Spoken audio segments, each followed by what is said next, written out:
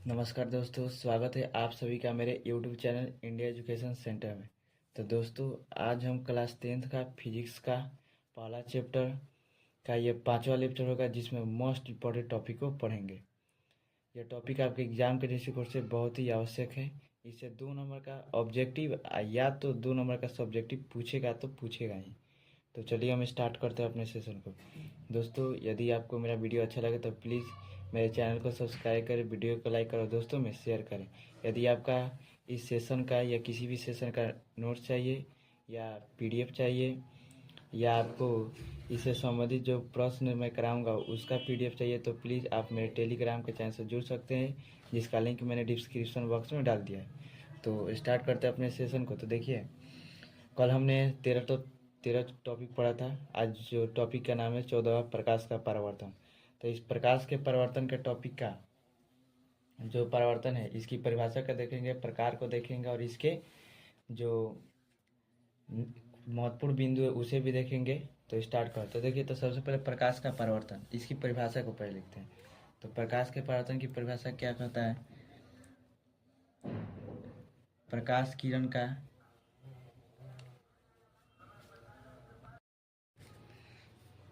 प्रकाश किरण का किसी वस्तु के सतह से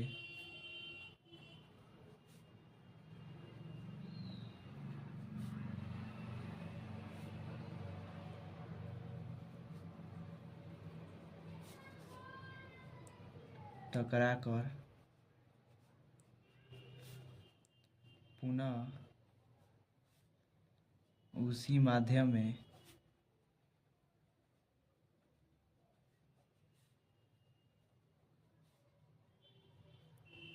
लौटने की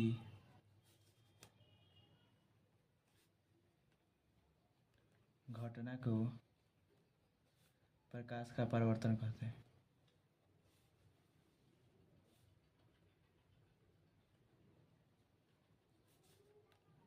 तो देखिए दोस्तों, प्रकाश का परावर्तन, थोड़ा इस परावर्तन शब्द का अर्थ समझते हैं। इस परावर्तन शब्द का जो हमारा अर्थ हो जाएगा, टकरा कर लौटने की जो घटना थी, टकरा कर लौटने की घटना।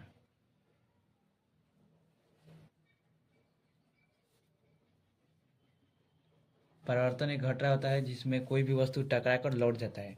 मतलब जिधर से आया होगा, जिधर से आया होगा वस्तु, उसी माध्यम में वो तो देखिए, अगर किसी बॉल को हम दीवार पर मारते हैं तो जिस प्रकार से दीवार को मारते हैं उसी प्रकार से टकरा कर हमारे पास आ जाता है। ठीक है, इस पर इस तरह बॉल को मैं मारा तो मार के यह हमारे पास आ गया। आप लोग जो खेलते होंगे क्रिकेट में तो देखते होंगे कि बैट पर जैसे ही बैट पर बॉल, देखिए बॉल इधर से गया, बैट पर लगा, बैट पर लगने के बाद उसी माध्यम में आ गया। तो यह जो होगा प्रकाश का परिवर्तन नहीं, बॉल का परिवर्तन होगा।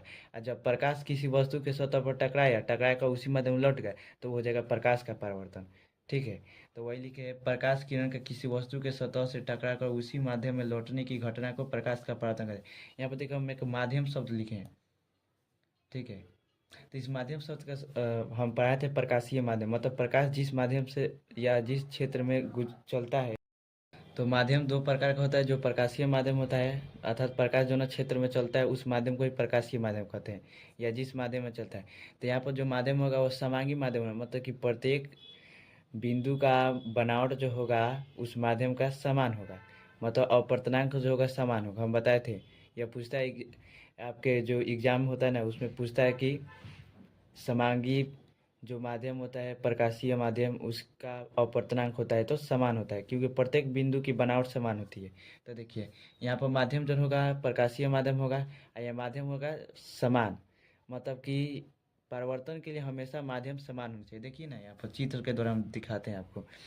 जैसे में आपका ये होगा कोई परावर्तक सतह, वस्तु का जो सतह है, वस्तु, यह हो गया हमारा वस्तु का सतह। वस्तु के सतह को हम इस प्रकार से दर्शाते हैं।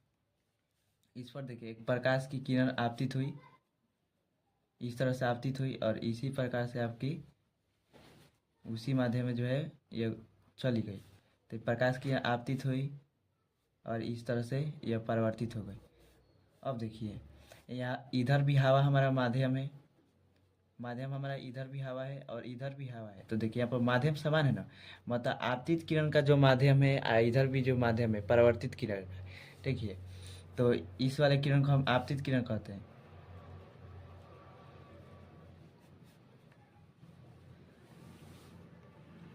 परावर्तक सतह पर पड़ने वाली किरण को आपतित किरण कहते हैं। ये जो हमारा एक किरण है इसे हम आपतित किरण कह देते हैं, और ये जो हमारा बी किरण है इसे हम परावर्तित किरण कह देते हैं।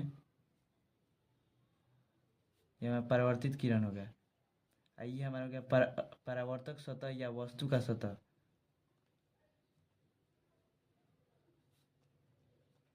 जिस वस्तु के जिस सतह पर प्रकाश आपतित होती है उसे परावर्तक सतह कहते हैं, ठीक है। तो यह एक वस्तु मान लीजिए, इस वस्तु का यह परावर्तक सतह है। इस परावर्तक सतह को ही सतह पर ही आपतित किरण आपतित हुई और आपतित होने के बाद परावर्तित हुआ। यह जो बिंदु है ना, इस बिंदु को हम कहते हैं आपतन बिंदु।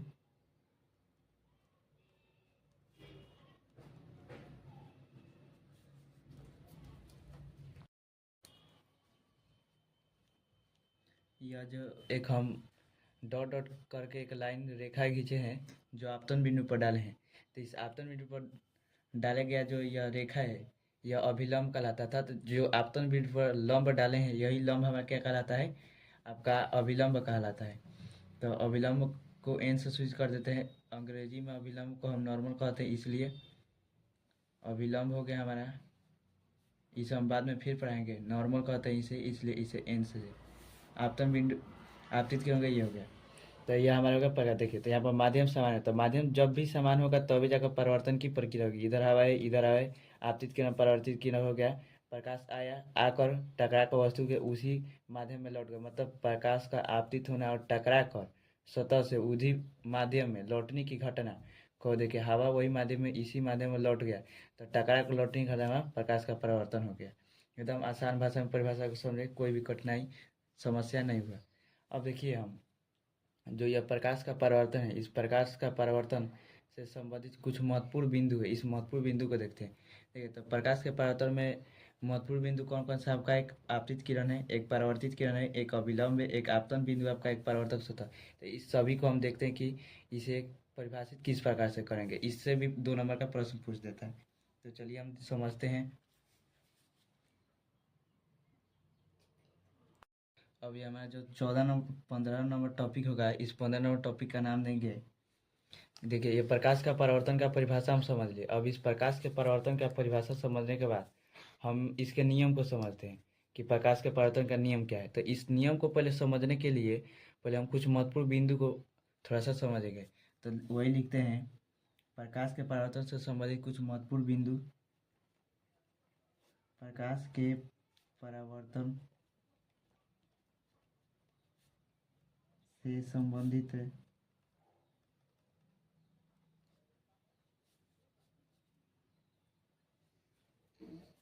कुछ महत्वपूर्ण बिंदु। इस महत्वपूर्ण बिंदु में पहला हमारा आता है आपतित किरण।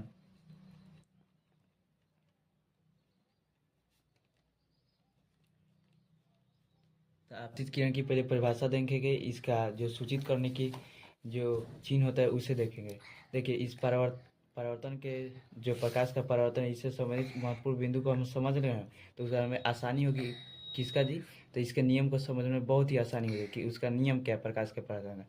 तो देखिए इस आपतित किरण को अंग्रेजी में हम इंसिडेंस रे कहते हैं। इंसिडेंस रे, इंसिडेंस रे या इंसिडेंट रे भी कहा जाता है इसे। इंसिडेंट रे, तो ये हमारा इंसिडेंस रे, इसे सूचित किससे करते हैं, आई आर या केवल बड़े आई से, ठीक है। अब इसकी हम परिभाषा को देखते हैं। तो आप थोड़ा इसे इधर समझ ले। देखिए एकदम नाम से उसका अर्थ निकालेंगे, अर्थ से उसका परिभाषा। आपतित मतलब आना, किरण मतलब किरण। आपतित मतलब आना, किरण मतलब किरण, तो जो किरण आएगी वह हमारा आपतित किरण हो जाएगी। तो देखिए परिभाषा में देखिए, परावर्तक सतह पर आने वाली किरण को या परावर्तक सतह पर पड़ने वाली किरण को हम क्या कह देंगे, आपतित किरण। यह हमारा परावर्तक सतह, इस सतह पर आए एक किरण ए आई है, यह किरण आया है, इस एक किरण को हम किससे सूचित करें हैं जी, आई आर से सूचित करें, या केवल आई से सूचित किया है, या केवल आई से। तो परावर्तक सतह पर यह पड़ने वाली जो किरण है ना, इसी किरण को हम आपतित किरण कहें। तो लिखते हैं परिभाषा में, एकदम आसान शब्दों में लिखेंगे। परावर्तक सतह पर परावर्तक सतह पर पड़ने परावर्तक सतह पर पड़ने वाली किरण को आपतित किरण कहते हैं। एकदम एक लाइन में परिभाषा, ज़्यादा बड़ा नहीं। शब्द का अर्थ है आपतित मतलब आना, तो परावर्तक सतह पर आने वाली किरण या पड़ने वाली किरण, ठीक है। शॉर्ट में थोड़ा सा लिख लेते हैं, आने वाली किरण या पड़ने वाली, आने वाली या पड़ने वाली जो किरण होता है, पड़ने वाली जो किरण है, यही किरण हमारा क्या कहलाएगी जी, आपतित किरण कहलाएगी। आपतित किरण है। अब थोड़ा यहाँ पर बार बार हम परावर्तक सतह कर रहे हैं, तो उस परावर्तक सतह की परिभाषा थोड़ा देख लेते हैं।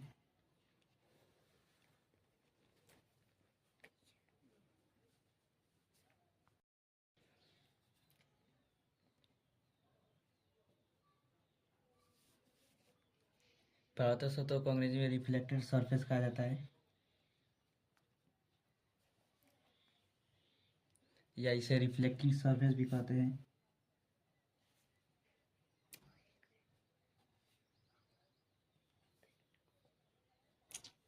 तो ये अगर हमारा रिफ्लेक्टेड सरफेस है, रिफ्लेक्टिंग सरफेस, अब इसकी परिभाषा को देखते हैं। तो देखिए, प्रकाश का परावर्तन जिस सतह से होता है उसे हम परावर्तक सतह कह देते हैं। देखिए यहाँ पर जो हमारा चित्र है, यह हमारा इसी सतह पर ना प्रकाश का परावर्तन हुआ है। इस प्रकार से प्रकाश आई या इधर गई, तब परावर्तन की ये जो पूरी घटना है, यह एक वस्तु के सतह पर है। मतलब वस्तु के जिस सतह से प्रकाश का परावर्तन हुआ, उसी सतह को हम क्या करेंगे, परावर्तक सतह। तो परावर्तक सतह एक प्रकार का, पहले तो सतह, तो किसका सतह, वस्तु का सतह। अब परावर्तन, परावर्तक है तो इसका अर्थ हो जाएगा परिवर्तन, मतलब जौना सतह से परिवर्तन होगा उसी सतह को हम परावर्तक सतह कहेंगे। नाम से अर्थ निकालेंगे, परिभाषा देंगे, रटना नहीं है, समझते जाना है। वस्तु के जिस सतह से प्रकाश का परावर्तन होता है, वस्तु के जिस सतह वस्तु के जिस सतह से प्रकाश का परावर्तन होता है उसे परावर्तक सतह कहते हैं।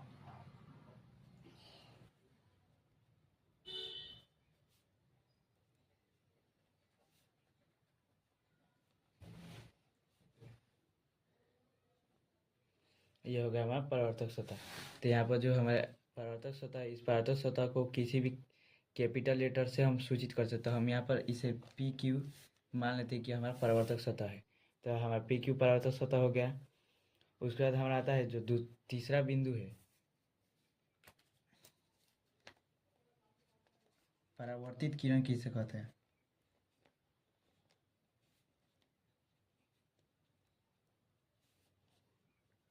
परावर्तित किरण को अंग्रेजी रिफ्लेक्टेड रे कहा जाता है।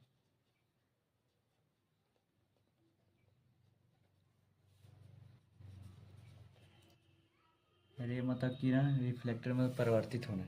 तो यह होगा हमारा परावर्तित। देखिए शब्द किरण मतलब किरण हो जाएगा, और परावर्तित मतलब जो लौट जाएगी, जो किरण लौट जाती है उसे हम परावर्तित कहते हैं। आपतित मतलब आना, परावर्तित होता है। आना का उल्टा आपको सर जी विलोम शब्द बनाएंगे। आपतित का होता है परावर्तित विलोम शब्द, मतलब आने वाली किरण को आपतित किरण, जाने वाली किरण को या लौटने वाली किरण को परावर्तित किरण कह देते हैं। तो इसकी परिभाषा लिखेंगे,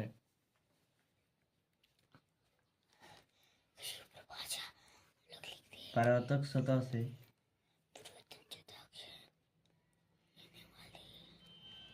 परावर्तक सतह से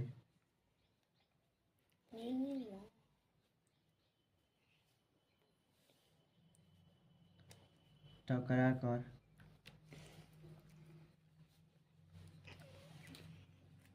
लौटने वाली किरण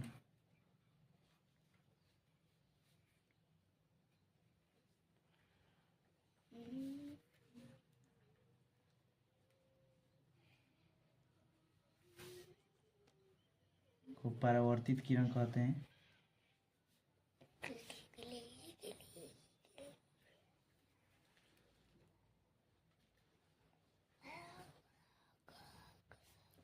परावर्तित किरण कहते हैं।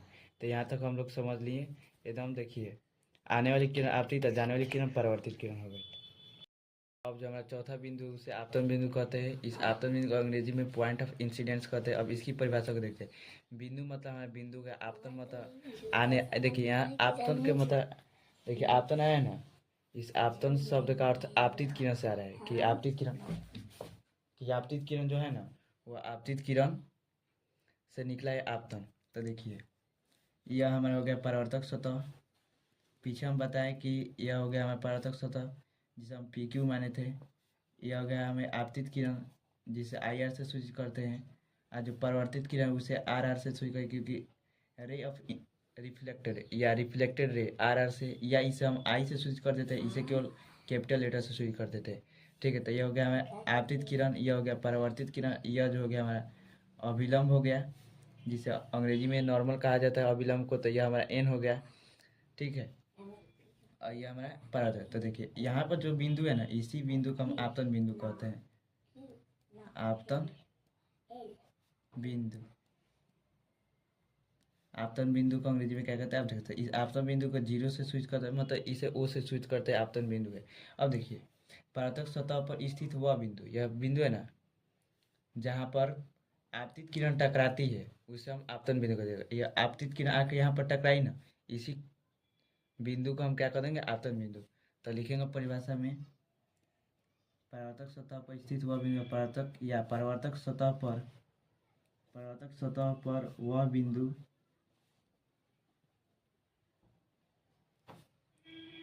जहाँ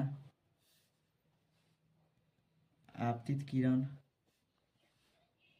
टकराती है या पड़ती है, टकराती है,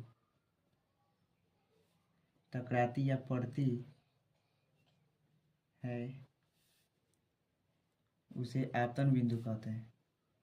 एकदम आसान भाषा में समझेंगे, रटना नहीं है, समझ है। चित्र को देखेंगे और इन सभी का ना संबंध चित्र से, चित्र देखिए या परिभाषा दीजिए।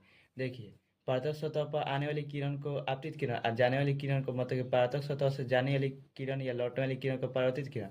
और आपतन बिंदु क्या हो गया आपका, तो परावर्तक सतह पर वह बिंदु जिस पर आपतित किरण पड़ती है, तो उसे हम कह देते हैं आपतन बिंदु। आपतन बिंदु पर खींचा गया लंब हमारा अभिलंब हो गया। एकदम आसान परिभाषा। तब हम अभिलंब की परिभाषा देखते हैं।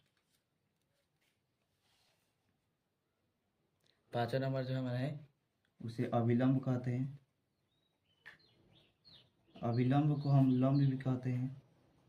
इस लंब को हम नॉर्मल कहते हैं अंग्रेजी में, इसे एन से सूचित करते हैं। ठीक है, अब देखिए अभिलंब किसे कहते हैं, जब कोई रेखा किसी दूसरी रेखा के साथ 90 डिग्री का कोण बनाती है ना, तो उसे अभिलंब कहते हैं। आप यहाँ पर देखते हैं, यहाँ पर चित्र में देखिए, यह तो हमारा परावर्तक सतह हो गया। ठीक है, यह हमारा परावर्तक सतह हो गया। यह परावर्तक सतह, यहाँ पर एक लंब खींचे डॉट डॉट करके नॉर्मल। तो देखिए यह जो है ना अभिलंब, इस आपतन बिंदु पर ना, आपतन बिंदु से खींचा गया लंब अभिलंब कहलाता है, क्योंकि यह 90 डिग्री का कोण बना रहा है। देखिए ना, इस बिंदु पर परावर्तक सतह, यह परावर्तक सतह हमारा पी क्यू है। इस पी क्यू परावर्तक सतह के साथ यह 90 डिग्री का कोण बना रहा है, जो यह रेखा है, इसलिए इसे अभिलंब कहते हैं। अभिलंब नाम क्यों पड़ा यह भी हम समझ लिए। तो परिभाषा, आपतन बिंदु पर खींचा गया लंब, आपतन बिंदु पर खींचा गया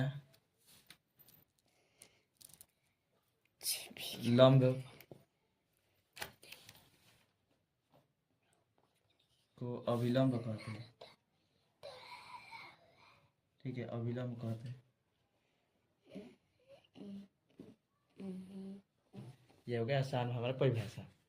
ठीक है, लंब को ही अभिलंब कहते हैं, लेकिन वह आपतन बिंदु पर खींचा जाएगा। अब जो हमारा इसमें जो जितने भी बिंदु थे महत्वपूर्ण बिंदु, जैसे में आपतन बिंदु हो गया, आपका परावर्तक सतह हो गया, आपतन बिंदु परावर्तक सतह जो था यह, इसे भी हम देख लिए। आपतित किरण था उसे भी देख लिए, परावर्तित किरण था उसे अभिलंब को देखा। अब देखिए यहाँ पर एक एक कोण बनेगा, यहाँ पर 3 कोण बनेगा। ये हमारा जो अभिलंब है उसके और एक आपतित किरण है उसके बीच एक कोण यहाँ पर और एक कोण यहाँ पर बनेगा, अभिलंब और परावर्तित किरण के बाद।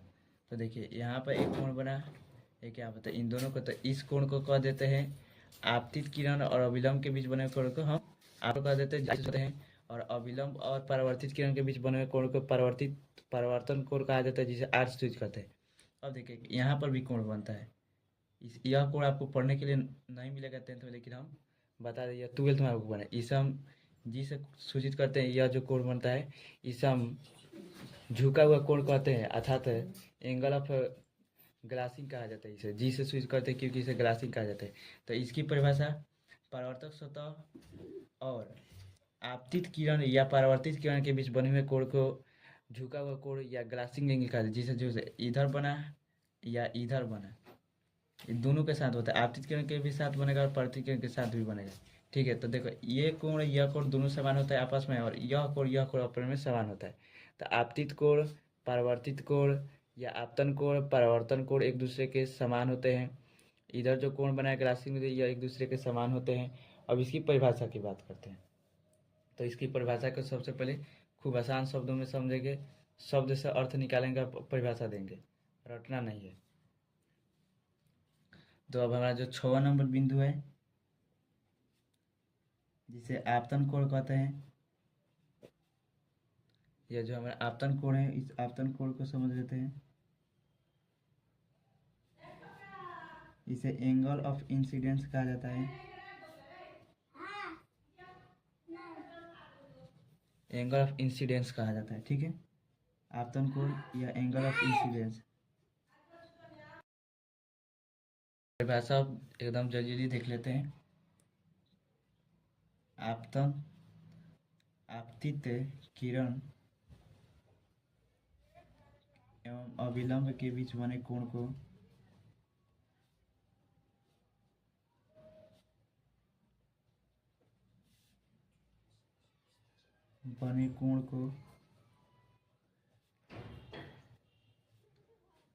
आपतन कोण कहते हैं। इसे छोटा आई से सूचित करते हैं। इसे सूचित किससे करते हैं जी? छोटा आई से सूचित करते हैं।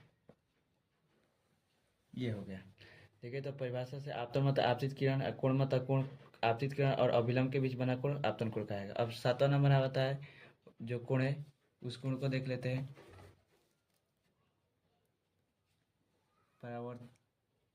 परावर्तन कोण, इसे एंगल ऑफ रिफ्लेक्टेड कहा जाता है, या इसे रिफ्लेक्टेड एंगल कहा जाता है।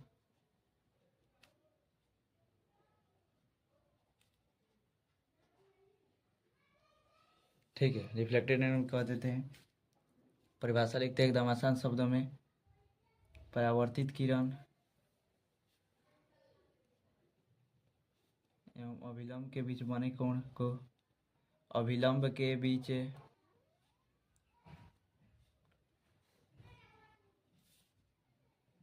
बने कोण को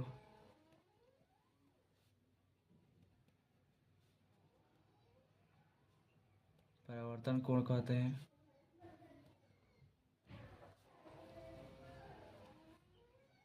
इसे आर से सूचित करते हैं, किसे? छोटा आर से सूचित करते हैं। इसे छोटा आर से सूचित करते हैं, या इसे एंगल ऑफ आई इस प्रकार से भी लिख देते हैं। इधर भी लिख लीजिए, इसे एंगल ऑफ इस तरफ से भी सूचित करते हैं, इसे इस तरफ भी से सूचित कर देते हैं। ठीक है, ठीक है। इसे जो रिफ्लेक्टेड एंगल को इसे आर से सूचित करते हैं, आई से नहीं, इसे आर से, इसे आर से सूचित करते हैं और उसे हम आई से सूचित करते हैं। ये हमारा आर हो गया, ये हमारा आर हो गया। सॉरी, जो यहाँ पर आर लिखना चाहिए था हम आई लिखा गया गलती से। देखिए, तो यहाँ पर आई हो गया, यहाँ पर भी आपका एंगल आई हो गया। अब देखिए, जो हमारा झुका हुआ कोण है, उस झुके हुए कोण को थोड़ा परिभाषित कर लेते हैं एकदम आसान शब्दों में।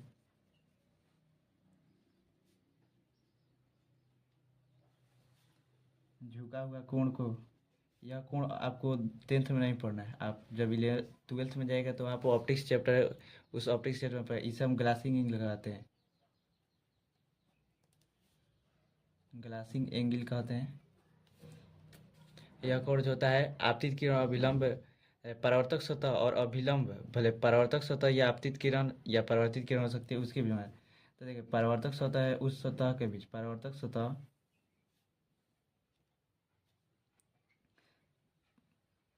परावर्तक सतह एवं जो आपका परावर्तक सतह है वह एवं आपतित किरण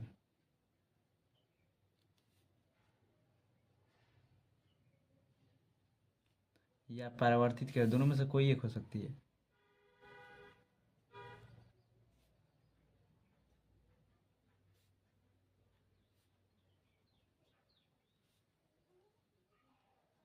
बने कोण को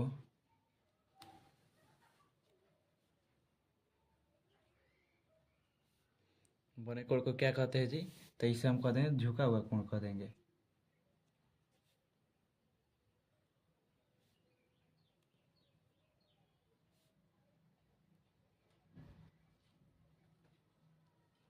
इसे सूचित किससे करते हैं जी? सूचित इसे हम जी से करते हैं। तो यहाँ तक हो गया, वो भी छोटा जी से। अब देखिए हम यहाँ तक समझ लिए। अब इसके बाद जितने भी महत्वपूर्ण बिंदु थे परिवर्तन के, ये जितने भी हम आपको कितना 8 महत्वपूर्ण बिंदु भ्रष्ट है, इस महत्वपूर्ण बिंदु को परिभाषित कर दीजिए। अब इस परिवर्तन के जो 8 महत्वपूर्ण बिंदु थे इसे समझकर हम आसानी से परिवर्तन के नियम को समझ सकते हैं। तो देखिए कितना आसानी से हम आपको एकदम रटवाएंगे नहीं, हम समझाएंगे, समझ कर एकदम आपको दिमाग में बैठ जाएगा। तो देखिए हम परिवर्तन के नियम को समझते हैं। अब हमारा है जो 15 नंबर टॉपिक है, उस 15 नंबर टॉपिक को थोड़ा अच्छे से समझ लेते हैं। तो यहाँ पर जो 15 नंबर टॉपिक है, इस 15 नंबर टॉपिक में जो हमारा नियम है उस प्रकाश के परावर्तन के नियम को आप समझेंगे। प्रकाश के परावर्तन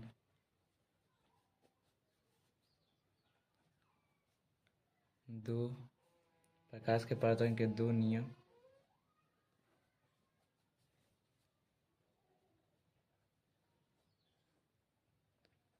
ठीक है, दो नियम होता है। कौन कौन से वो दो नियम होते हैं उसे समझ लेते हैं। देखिए पहला जो नियम है हमारा वह है आपतित किरण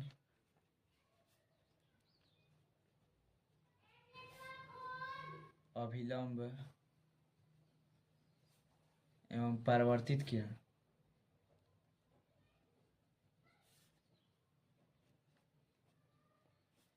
तीनों एक ही समतल में होते हैं या तल में होते हैं। देखिए समतल या तल में होते हैं। और दूसरा जो है हमारा नियम जो है, ये ऑब्जेक्टिव में हमेशा पूछता है कि परिवर्तन कितने नियम होता है? दो नियम होते हैं। इसे एकदम अच्छा से हेडलाइन कर लीजिए और उस नियम को लिखिए, यह सब्जेक्टिव में पूछ देता है।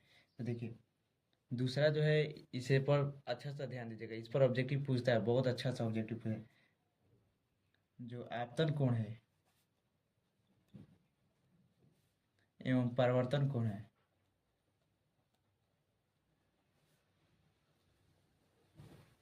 एक दूसरे के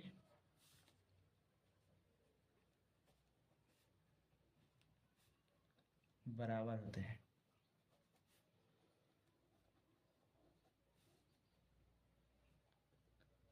आपतन कोण परावर्तन कोण एक दूसरे के समान होते हैं, मतलब बराबर होते हैं। इसे सूचित किस प्रकार से? एंगल ऑफ आई बराबर में एंगल ऑफ आर, या आई बराबर में आर, या एंगल आर बराबर में एंगल आई, या आर बराबर में आई। अब ये देखिए ये फंडा, इसमें से एक दे देगा आपको ऑब्जेक्टिव में और पूछेगा कि इसमें से कौन सही है। मतलब पूछेगा कि प्रकाश के परावर्तन का दूसरा नियम होता है, या इसमें से चारों में से कोई दो दे देगा, तीन दे देगा, एक दे देगा, आप पूछेगा कि इसमें से कौन सही है। तो देखिए आपतन कोण परावर्तन कोण के एक दूसरे के बराबर, यह है नहीं कि केवल आपतन कोण परावर्तन कोण के बराबर होगा, एक दूसरे के बराबर। मतलब अगर आपतन कोण 90 डिग्री है तो परावर्तन कोण आपका 90 डिग्री है, और और जो परावर्तन कोण 90 डिग्री है वह आपके आपतन कोण के बराबर होगा। मतलब वही देखिए, एंगल आई एंगल आर के बराबर हो सकता है, या आर आई के बराबर हो सकता है। आर जो है वह आई के बराबर हो सकता है, एक दूसरे के बराबर होते हैं। यह पूछा देखिए, जो हमारा पहला है आपतित किरण, अभिलंब एवं परावर्तित किरण, तीनों के तीनों एक ही समतल या तल में होते हैं। तो यहाँ पर जो हम देखिए, यहाँ पर चित्र के माध्यम से थोड़ा समझ लीजिए। यह हमारा हो गया परावर्तक सतह पी क्यू, आपतित किरण जिसे आई आर कहते हैं, यह हमारा परावर्तित किरण जिसे आर है।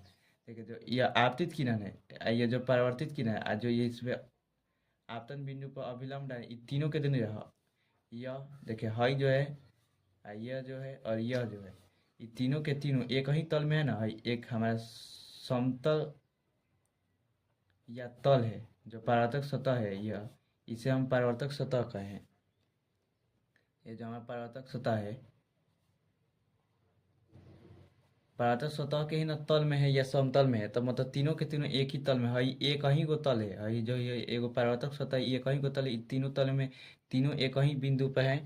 आ तीनों जो है हई हई हई, ये तीनों एक ही तल में। तो ये हो गया हमारा पहला नियम कि आपतित किरण, परावर्तित किरण, अभिलंब तीनों एक ही समतल या तल में होते हैं। तो यह हो गया। यह जो हो गया हमारा आई, यह जो बना हमारा आर, ये दोनों एक दूसरे के बराबर होते हैं कोण। तो यह हो गया हमारा जो परावर्तन के नियम है वह दो होते हैं।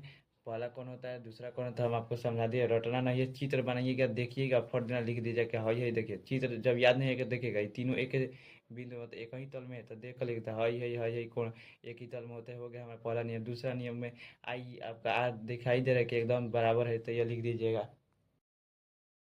दोस्तों आपको यहाँ तक समझ में आ गया होगा।